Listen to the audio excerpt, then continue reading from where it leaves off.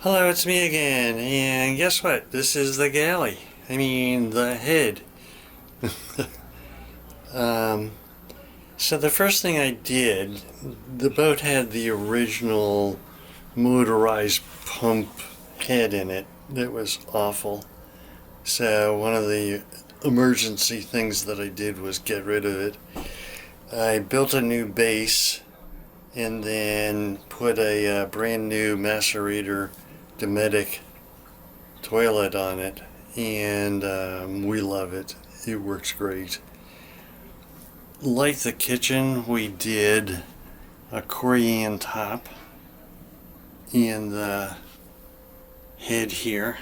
It's very tight, so I apologize for the lack of view. Let me get into the shower here. And that turned out well. I put a new cabinet in and nice new lights. So it's nice and bright in here at night. Redid the outlets like the rest of the boat. And took out the original wallpaper and put new wallpaper in. It's not really professional, but for now it's pretty much good enough.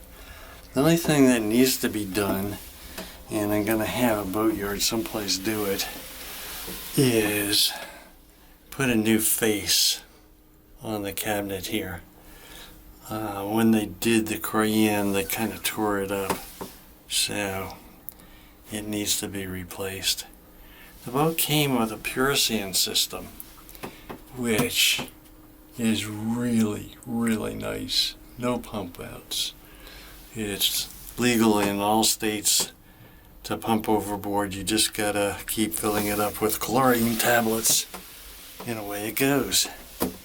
So that's a quick little vignette of our head. Then I got to do some more work in the shower also. We took out the wooden grate because it couldn't be cleaned properly, and I'm going to put carbon fiber down on the floor to build up its strength. Again, hope you enjoyed. We love our boat. It's really comfortable now. Bye.